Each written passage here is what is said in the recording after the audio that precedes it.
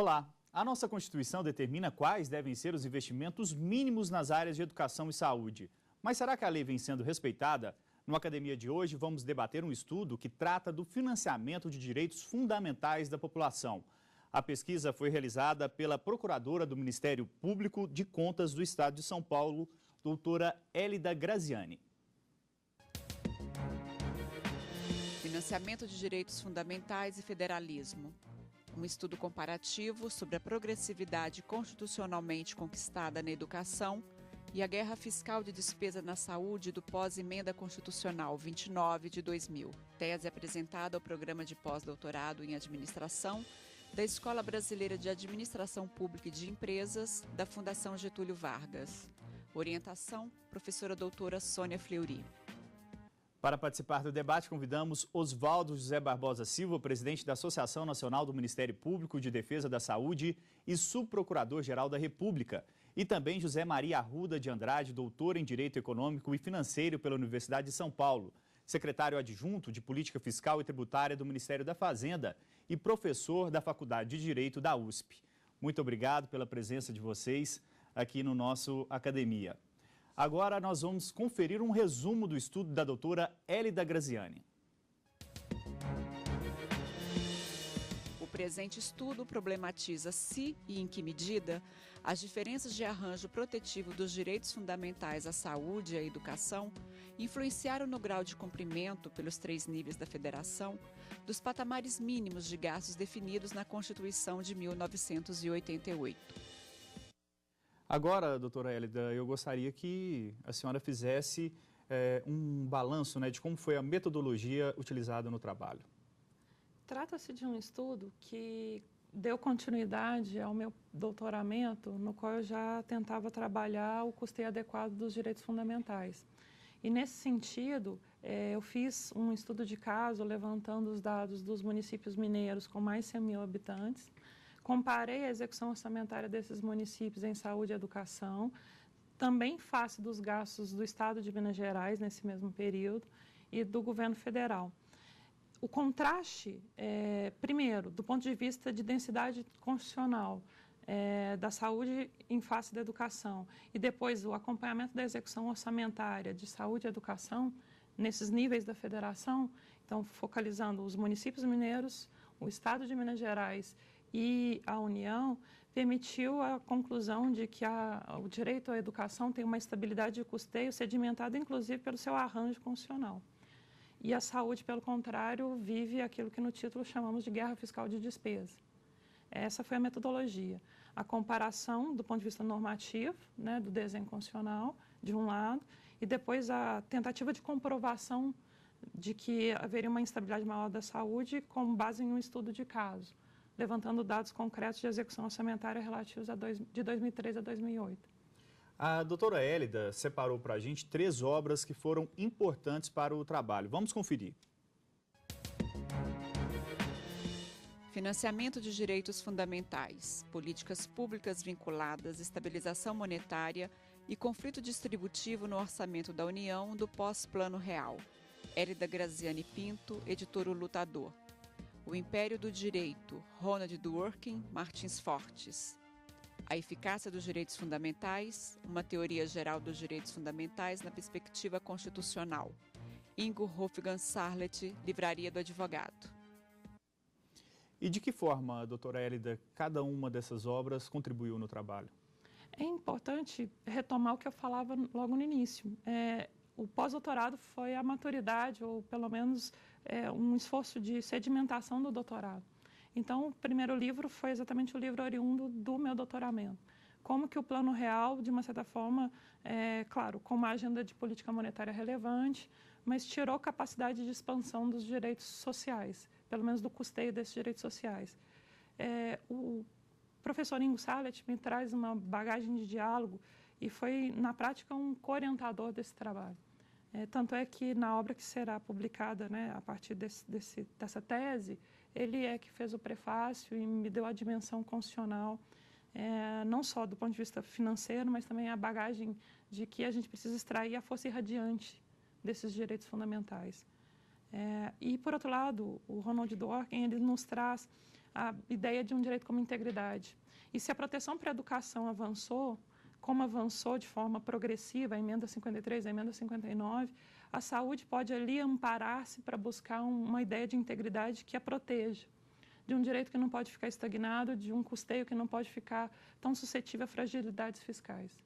Agora é a hora mais aguardada, né? A senhora pode fazer um resumo da tese.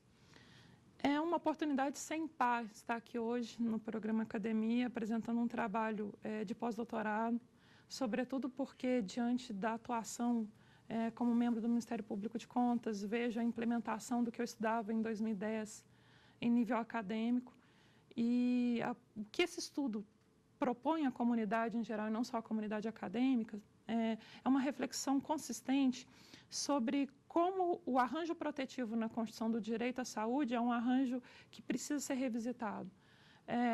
Foram trabalhadas 6 dimensões nesse trabalho, né, nesse estudo, para a gente chegar a dizer que a saúde tem um arranjo precário, por isso mesmo uma guerra fiscal de despesa, comprovada com o estudo de caso.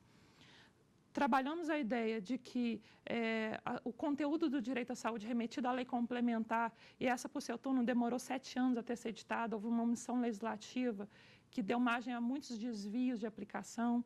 A questão das competências e a falta de distribuição clara dessas competências, até hoje, mesmo com a Lei Complementar 141, não se define propriamente como vai se dar o rateio e a equalização das diversidades regionais do país e mesmo das carências regionais. Do ponto de vista de estabilidade normativa, o direito à educação tem um critério de gasto mínimo que remonta à Constituição de 34. São 80 anos. Ainda que hoje debatamos qualidade da educação, a ideia de 10% do PIB é um cenário progressivo. Temos, bem ou mal, uma estabilidade de custeio que tende à progressividade. Diferentemente disso, a saúde não avança.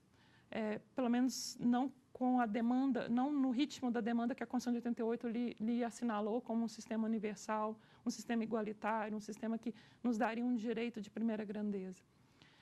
Além disso, trabalhamos a ideia de teste de eficácia, porque remeter para a lei complementar, uma lei complementar que demorou tanto e era para ser reavaliada quinquenalmente, nos dá uma ideia de uma eficácia, uma norma de conteúdo mais programático, uma eficácia que não é tão imediata quanto a Constituição reclamaria. O caráter de progressividade foi uma das dimensões que testamos, então o direito à educação já conseguiu incorporar na sua matriz de proteção constitucional essa progressividade, que também é da dinâmica dos direitos fundamentais, sobretudo dos direitos sociais. E, por fim, testamos as sanções. Então, essas 6 dimensões, conteúdo, como dizia, se tem ou não previsão específica, as competências delimitadas, a eficácia, a estabilidade, as sanções e a progressividade, foram depois dimensionadas no teste de aplicação desses municípios mineiros em face do Estado de Minas Gerais e em face da União. O que foi interessante perceber no trabalho foi que, de fato, os municípios suportam a pressão social e a pressão judicial, inclusive, pela expansão do direito à saúde. Os municípios mineiros suportaram, em média, 26% da sua receita de impostos e transferências, quando o mínimo obrigatório para tanto, né, previsão constitucional, à época no 77 da DCT e agora na Lei Complementar 141, era de 15%. O Estado de Minas Gerais é um exemplo paradigmático de como houve evasão, me permitam ir de novo uma analogia com o direito tributário, mas agora aplicada à despesa. Houve uma série de burlas, de tentativas de evasão fiscal do gasto, de não execução do gasto. É claro que é uma analogia grosseira, mas é realmente várias manobras de não aplicação, de embutir gastos não considerados.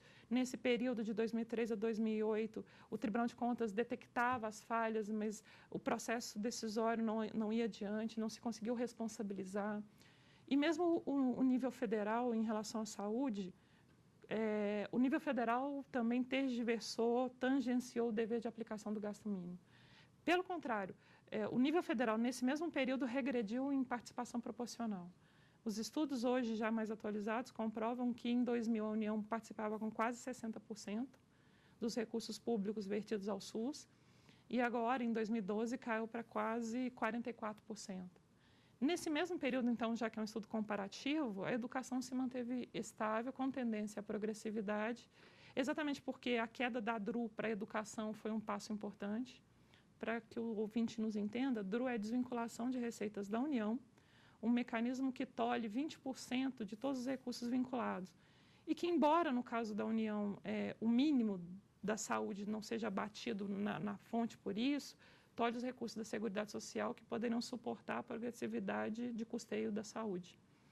Então, a educação demonstra, nesse período avaliado, uma progressividade que agora é bem coroada com a ideia de uma meta de 10% do PIB a partir do artigo 214 da Constituição, alterado pela emenda 59.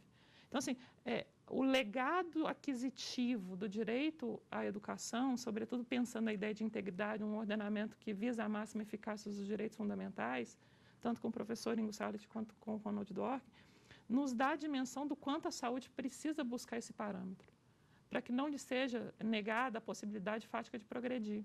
E aí a conclusão do nosso trabalho é uma conclusão que, de fato, visa sustentar que a ideia do princípio da vedação de retrocesso para os direitos à saúde e à educação não se trata mais de uma vedação de extinção ou redução deliberada de arranjo legal.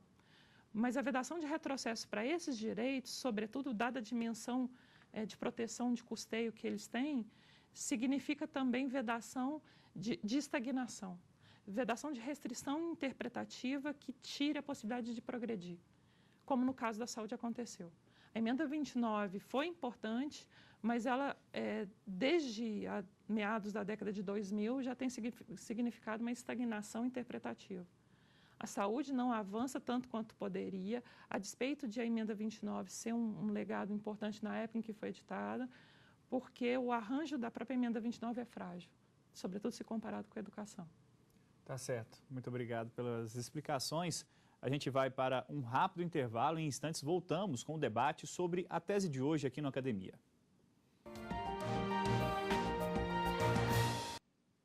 Estamos de volta com a Academia e vamos agora debater a tese de Hélida Graziani. O estudo trata do financiamento de direitos fundamentais como educação e saúde. A tese foi apresentada ao programa de pós-doutorado em administração da Escola Brasileira de Administração Pública e de Empresas da Fundação Getúlio Vargas. Mas antes, confira algumas teses e dissertações que você também pode ter acesso. Audiências públicas, Eduardo Fortunato Bin, editora Revista dos Tribunais. Do positivismo clássico ao pós-positivismo jurídico. Rafael Lazarotto Simeone, Juruá Editora. Objeção de consciência e as restrições aos direitos políticos e fundamentais. Rogério Carlos Borne, editora Juruá. Bom, e agora a gente vai começar o nosso debate propriamente dito. Vou abrir aqui a palavra para o doutor Oswaldo José Barbosa Silva poder fazer a pergunta. Muito obrigado. Estou muito honrado de ter sido convidado a participar deste debate com a doutora Hélida Graziani, que vem ser também associada da Associação Nacional do Ministério Público de Defesa da Saúde, do qual sou presidente. Doutora Hélida sabe, porque estudou muito o assunto, que a emenda constitucional número 29 foi um ganho para o Brasil, né? Até então, as disposições constitucionais que determinavam o repasse de verbas para a saúde, na verdade, mandavam o repasse de verbas para a Seguridade Social. E lá dentro que se dividia o dinheiro entre assistência social, previdência social e saúde, sendo que, naturalmente, a previdência social arrostava para si o maior bolo desse valor. Eu participei intensamente dos trabalhos no Congresso Nacional para a consecução da emenda constitucional número 29. Mas conseguiu-se o possível politicamente na época e não o desejável. Ainda assim, foi um ganho naquela época, nos idos de 2000. Muito bem. E de lá para cá, tanto União, Estado e município utilizam de diversos dispositivos para não cumprirem a emenda constitucional número 29. Isso serve para União, Estado e município. E aí eu pergunto à doutora Hélida se ela poderia, se a sua tese de pós-doutoramento, o seu trabalho de pós-doutoramento, se ele identificou alguns desses mecanismos, já que a senhora trabalhou com casos concretos em municípios de Minas Gerais, com o Estado de Minas Gerais e com a própria União Federal, alguns casos concretos de qual quais são os mecanismos utilizados por esses entes federativos para não cumprirem a emenda constitucional número 29? Muito interessante, Oswaldo, e agradeço por aqui estar com esse debate. É muito interessante que o trabalho levanta algumas hipóteses que são recorrentes. De fato, se inclui como despesa, como ação em serviço público em saúde, para ser contabilizado como despesa de gasto mínimo em saúde, públicos de carteira fechada. Então, aquilo que os entes da federação vertem a título de tratamento, programas de saúde, planos de saúde dos seus servidores. Saneamento básico tem uma controvérsia bastante relevante. Várias manobras de contabilizar encargos financeiros, inclusive essa é a origem da própria DPF 45, que é um precedente relevantíssimo do controle judicial de políticas públicas, né? Então, assim, muitos são os casos concretos e eu lhe trago agora um exemplo muito sintomático do quanto foi difícil sedimentar e chegar, enfim, na Lei Complementar 141, esse núcleo de entendimento, de conteúdo do que é ou não ação em serviço público em saúde. E esse é um exemplo extremo, só para lhe elucidar para a população que nos assiste, que Minas Gerais chegou a contabilizar como gasto mínimo em saúde, ação em serviços públicos de saúde, o canil sanitário da PM. Despesas veterinárias de tratamento dos animais do canil da PM. Em um volume relativamente pequeno, mas que o Tribunal de Contas fez questão de acentuar. Se chegou a prever aplicação como se fosse gasto de saúde humana, despesas veterinárias, imagina o quanto de desvio houve em várias outras esferas. E vale reforçar que a prática de não aplicação adequada é sobretudo nos estados e na União. Os municípios, pelo próprio processo de judicialização, têm sido faticamente constrangidos a gastarem mais do que 15%. A prática que tem no Tribunal de Contas do Estado de São Paulo, no Ministério Público que oficia junto ao Tribunal de Contas do Estado de São Paulo, é que, de fato, é excepcional o déficit de custeio, o falseamento de gasto pelos municípios. Agora, então, gostaria de passar a palavra para o doutor José Maria Arruda fazer a pergunta.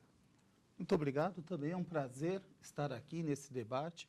Eu li o trabalho da doutora Hélida Graziani com muito prazer, e ele não só trata de um tema fundamental para toda a sociedade, para a construção do nosso Estado e da nossa sociedade, como foi muito bem escrito, com muita maturidade e muito acertado em suas delimitações, porque ele poderia realmente se abrir para muitos eixos e talvez mais perigosos. Eu gostaria apenas de chamar a atenção para um ponto e depois sim fazer uma pergunta. O que mais me interessou e me agradou no seu trabalho, doutora Hélida, foi não tentar ficar naquilo que é mais tradicional da nossa formação jurídica, que é buscar autores estrangeiros de um debate sobre direitos fundamentais e direitos constitucionais, e daí buscar na nossa Constituição alguma adesão, outros até pulam a nossa Constituição, vão direto para esses autores, e já buscam alguma solução para o problema no judiciário. Esse é quase um vício de formação e de literatura que a gente tem visto na academia. E o seu trabalho é muito focado em buscar soluções e analisar a concretização da Constituição ou dos direitos fundamentais, primeiro na Constituição, nas emendas constitucionais, nas leis complementares, nas leis ordinárias. Esse é um fator para mim que foi importantíssimo, positivo. E o segundo, de buscar dados também mais concretos ao analisar alguns municípios, um estado e os gastos da União. Então, esses elementos de sua tese de pós-doutoramento já credencia para uma obra de indispensável leitura. A minha pergunta não é uma pergunta muito pontual, ela coloca dois eixos que Vossa Senhoria, claro, a doutora, detecta no seu trabalho, né? Como conciliar, até que seria o mais fácil da nossa formação jurídica, uma visão um pouco individualista, que é daquela do cidadão que tem um direito fundamental, né? Por exemplo, vamos ficar na saúde, né? E muitas vezes recorre ao judiciário, é necessário, né, essa judicialização, mas que traz uma série de ineficácias, né, não tem ganhos de escala, às vezes é uma escolha de produto muito mais do que uma necessidade, escolher um produto mais caro. Quem acompanha os gastos do SUS na internet vê o quanto se gasta com a compra de um remédio aqui, uma prótese ali, enfim. Então, como conciliar essa visão mais individualista, que sim é um direito fundamental e um dever do Estado, com uma visão mais ampla, mais macro-jurídica, né, que às vezes escapa até justamente do debate mais jurídico no sentido estrito, que é, sobretudo no caso da União, a responsabilidade fiscal e dos resultados macroeconômicos do país, né, onde há uma necessidade por equilíbrio fiscal, resultado fiscal, o crescimento e o desenvolvimento econômico sustentável, né? A União carrega essa responsabilidade de forma muito mais acentuada, basta ler todos os dias os jornais. Para isso, para a saúde, nós temos ao menos o custeio da Seguridade. Apesar da DRU, ela representa muito mais em carga tributária do que o salário e educação, por exemplo. Então, eu gostaria de ouvir um pouco a doutora, aproveitar a oportunidade desse programa, desse embate que ele é absolutamente conhecido entre essa visão micro do dever do cidadão e também do Estado na questão fiscal e macroeconômica. É muito interessante, mais uma vez agradeço a oportunidade desse debate, professor Zé Maria. É muito interessante fazer um teste que até foi discutido na audiência pública que o STF promoveu na suspensão de tutela antecipada 175 e foi muito, muito profícuo o processo de construção da audiência. A ideia de micro e macro justiça e a repercussão para o orçamento público desses embates. A microjustiça do caso individual, do atendimento a pleitos individuais, ela de fato se apresenta como uma necessidade que deveria ser, num modelo ideal, capaz de retroalimentar o planejamento. Porque o controle judicial ele não é capaz de antecipar todas as dinâmicas, as variáveis que interferem no orçamento. E aí, o ideal de um modelo em que o diagnóstico de insuficiências, o diagnóstico de déficit de cobertura que o judiciário faz, porque quando vai o fulano e diz que ele não está tendo acesso, é um diagnóstico de insuficiência de cobertura, né, no Sistema Único de Saúde.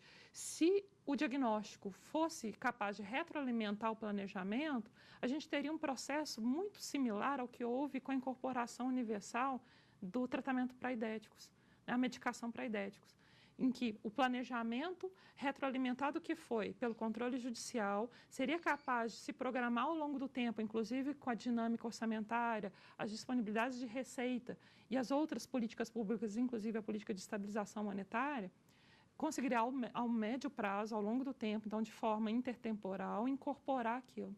O problema é que o sistema está realmente desarranjado. E o direito à saúde, na ideia de uma macrojustiça, precisa desse debate de vedação de estagnação, ou de uma nova busca, né, de uma máxima eficácia para esse direito. A emenda 29 foi importante em 2000 naquele contexto. 14 anos depois, como a gente pode reestruturá-lo para que ele passe a ter a mesma perspectiva de aquisições evolutivas como houve com a educação? E me permitam dar o exemplo das emendas 53 e 59 para a educação. A emenda 53 trouxe a substituição do Fundef pelo Fundeb, ampliando o dever de ensino obrigatório, que até então era só o ensino fundamental, de 4 a 17 anos. E aí, o exemplo mais próximo, mais consistente, é inclusive agora, 2016, teremos que universalizar pré-escola para todas as crianças de 4 e 5 anos. Ora, isso é um planejamento que se embute no ciclo orçamentário, por exemplo, nos planos plurianuais dos municípios.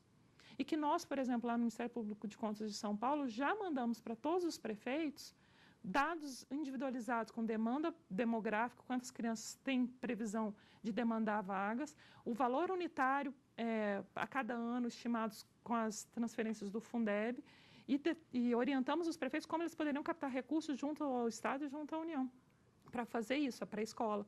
Ora, a saúde precisa dessa orientação propositiva para que ela não fique estagnada. Exatamente para que não seja só a solução individual a única porta de acesso ao SUS.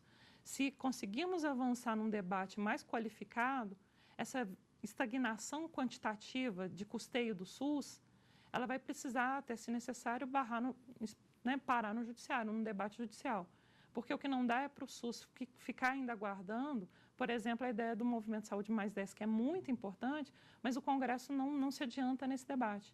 Então, iniciativa popular para mais repasse há, tentativa de novas soluções há, mas em algum momento esse debate de inconstitucionalidade, talvez da própria prorrogação sucessiva da DRU para a saúde, talvez tenha que vir à tona alguma análise em sede judicial, mas do ponto de vista da macrojustiça. É um debate que ainda não fizemos, mas que precisa ser maturado. Infelizmente é um debate que a gente poderia ficar aqui ao longo do dia, mas o nosso tempo acabou. Muito obrigado, doutora Hélida, pela participação. Também gostaria de agradecer a presença de vocês aqui no nosso Academia. Se você quiser mandar sua dissertação ou tese aqui para o Academia, o nosso e-mail é academia@stf.jus.br. Para rever a programação da TV Justiça, basta acessar tvjustiça.jus.br. Até logo, até o próximo Academia.